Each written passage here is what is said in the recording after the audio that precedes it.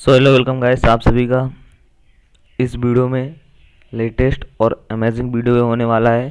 क्योंकि इस वीडियो में आप सभी लोगों का क्लास 12th यूपी बोर्ड का पूरा सिलेबस कंप्लीट करने वाला हूं। सामान्य हिंदी का किस क्वेश्चन से, किस चैप्टर से कितने नंबर के क्वेश्चन पूछे जाएंगे और कौन सा टॉपिक रहेगा या फिर कौन से प्रश्न कैसे किस टाइप के क्वेश्चंस पूछे जाएंगे आपके बोर्ड एग्ज़ाम में और उस क्वेश्चन के आपको कितने नंबर मिलेंगे, पूरा डिटेल में बताने वाला हूँ। तो चलिए वीडियो को शुरू करते हैं। आप लोगों को कोई डाउट है तो आप लोग इंस्टाग्राम पे फॉलो करके वहाँ से हमको पूछ सकते हैं। डिस्क्रिप्शन बॉक्स में लिंक है, वहाँ से आप लोग अपने डाउट को क्लियर कर सकते हैं। चलिए वीडियो को शुरू करते हैं।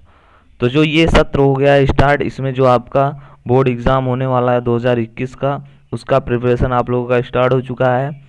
तो जब पेपर बनता है तो उसमें खंड क और खंड ख होता है, दो पार्ट होते हैं सामान्य हिंदी के आपके सब्जेक्ट का जो सिलेबस होता है।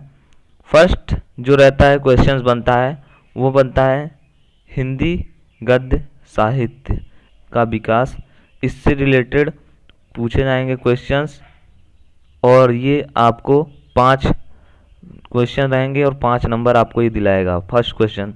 उसके बाद सेकेंड क्वेश्चन में आपको पूछा जाता है हिंदी साहित्य का विकास, जो कि पद्य रहेगा। मतलब ये जो रहेगा काव्य के बाद काव्य से रहेगा, वो गद्यांश से रहेगा। उसके बाद ये भी 5 नंबर का पूछा जाएगा, इसमें भी 5 क्वेश्चन रहेंगे। फिर तीसरा क्वेश्चन आपका जो बनता है पाठ्यक्रम में निर्धारित गद्यांश पर आधारित 5 प्रश्न। आपके जो गद्यांश के चैप्टर हैं उनमें से किसी एक चैप्टर का से किसी एक पैराग्राफ को दे देगा और उसी पैराग्राफ से रिलेटेड 5 क्वेश्चंस आपसे पूछेंगे। उस 5 क्वेश्चन का अगर आप सही देते हो तो आपको पूरे 10 नंबर मिलते हैं। ये सब इम्पॉर्टेंट हैं। उसके बाद फोर्थ नंबर जो बनता है क्वेश्चन, वो भी यही है कि जो पाठ्यक्रम में आपका जो चैप्टर है पद्य से, उस चैप्टर जो पद्य से चैप्टर है उसमें से एक काव्य आप लोगों को दिया जाता है और उसका भी 10 नंबर मिलता है। उसमें भी 5 क्वेश्चंस रहते हैं, रेखांकित अंश की व्याख्या या फिर क्वेश्चंस रहते हैं। ऐसे ही क्वेश्चंस 5 क्वेश्चन रहेंगे और उन सभी क्वेश्चंस को आप लोगों को आंसर देना रहता है। सभी क्वेश्चन के 2-2 नंबर मिलते हैं। उसके बाद अगला 5वें क्वेश्चन में आपसे किसी लेखक की साहित्यिक परिचय एवं कृतियाँ पूछता है। लेखक का एक पूछता है और एक कवि का पूछता है। गद्यांश वाले भाग से लेखक का और पद्यांश वाले भाग से कवि का। तो दोनों के लिए 8 नंबर मिलते हैं, 4-4 नंबर मिलते हैं। उसके बाद छठवें जब पार्ट में हम लोग चलते हैं क्वेश्चन में, छठवें नंबर क्वेश्चन में 2 पार्ट होता है, जिसमें एक रहता है कहानी का उद्देश्य या फिर सारांश आपको लिखना रहता है, उसके 4 नंबर मिलते हैं। और उसके बाद दूसरे पार्ट में जो रहता है वो नाटक रहता है एक, उसमें आप लोगों को या तो उसकी पूरी स्टोरी को लिखना रहता है या फिर उसके किसी एक जो प्रमुख उसके हैं पात्र उनका आपको चरित्र चित्रण लिखना रहता है। इन दोनों को मिला करके 8 नंबर आपको मिल जाता है। चरित्र चित्रण का भी 4 नंबर मिलता है और उद्देश्य सारांश लिखने का भी 4 नंबर मिलता है। उसके बाद अगले क्वेश्चन में आप लोगों से एक खंडकाव्य जो रहता है उससे किसी एक पात्र का या तो चरित्र चित्रण लिखना रहेगा या फिर आपको उसका स्टोरी लिखना रहेगा कि इस सर्ग में क्या हुआ था। ऐसे क्वेश्चंस बनते हैं, उसके भी पूरे 4 नंबर आप लोगों को मिलते हैं। ये आपके खंड का जो हो गया, ये जो गद्यांश पद्यांश और चरित्र चित्रण ये सभी इनमें कवर होते हैं। उसके बाद जो पार्ट आपका सेकेंड है भाग का है, उसमें आपका जो रहता है वो संस्कृत वाला पार्ट रहता है और ग्रामर वाला पार्ट रहता है। वो भी 50 नंबर का बनता है।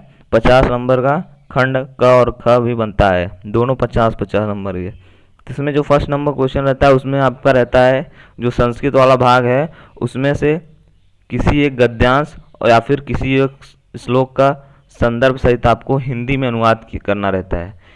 इसमें आपको खंड ख के जो पहला क्वेश्चन रहता है उसमें आपको 2 क्वेश्चंस रहते हैं। एक आपको गद्यांश दिया जाएगा, उसका आप लोगों को हिंदी अनुवाद करना रहता है, वो संस्कृत में रहता है, और एक श्लोक दिया जाएगा, उसका संदर्भ सहित हिंदी अनुवाद करना रहता है। 8 नंबर मिलता है, 4-4 नंबर मिलते हैं, दोनों को मिला करके 8 नंबर। उसके बाद लोकोत्तरी और मुहावरा का अर्थ प्रयोग करना रहता है, 8 नंबर इसके आप लोगों को मिल जाते हैं।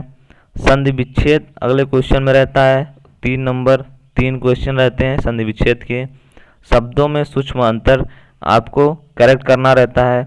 उसके बाद अनेकार्थी शब्द रहता है, उसका भी 2 नंबर मिलता है आप लोगों को। इसके बाद विभक्ति रहता है और वाक्यों में त्रुटि, ये सभी बहुत ही इजी रहते हैं। आप लोग को एक बार अगर आप पढ़ लेते हो तो ये पूरा आपका क्लियर हो जाता है। और जो तीसरा प्रश्न रहता है खंड ख का, उससे आप लोग देख सकते हैं कितने क्वेश्चन बनते हैं, 2, 4, 6, 8, 10, 13 नंबर के क्वेश्चन आप लोगों को खंड ख के तीसरे नंबर क्वेश्चन से आ जाएंगे। उसके बाद जो अगला क्वेश्चन रहता है उसमें आप लोगों को रस या तो हास्य, श्रृंगार, वीर या फिर करोड़ रस का आप लोगों को उदाहरण लिखना रहता है या फिर परिभाषा, दोनों में से एक ही लिखना रहता है। उसके बाद अलंकार की में दिया रहता है आप लोगों का, जितने भी अलंकार होते हैं उनमें से कुछ अलंकार के बारे में आप लोगों को 1 या 2 अलंकार के बारे में परिभाषा लिखना रहता है। और इधर छंद और दोहा में से पूछा जाता है, तीनों के 6 नंबर मिलते हैं, केवल परिभाषा लिखिए या फिर उदाहरण लिखिए। उसके बाद इधर जो ज़्यादा नंबर देने वाले पार्ट हैं, अगले क्वेश्चन में आप लोगों को एक पत्र लिखना रहता है, पत्र लिखने के 6 नंबर मिल जाते हैं। पत्र लिखने का टॉपिक दिया जाता है, वो आपको लिखना रहता है, उसका 6 नंबर आपको मिल जाता है। और निबंध आपको लिखना रहता है किसी एक सब्जेक्ट पे, उस पर आपको 9 नंबर मिल जाते हैं। तो ग्रामर वाला पार्ट बहुत सरल है और बहुत ज़्यादा आप लोग स्कोर कर सकते हो दोनों ही पार्ट में। यहाँ पे आप लोग इस PDF को डाउनलोड कर सकते हैं या फिर व्हाट्सएप ग्रुप में ज्वाइन होके ले सकते हो, ये सब स्कोर कर सकते हो। पूरा मैंने आपको डिटेल में बताया है कि किस क्वेश्चन से, किस खंड से कितने क्वेश्चन रहेंगे और कौन से क्वेश्चंस में किस टाइप के प्रश्न रहेंगे और कितने नंबर आप लोग स्कोर कर सकते हो।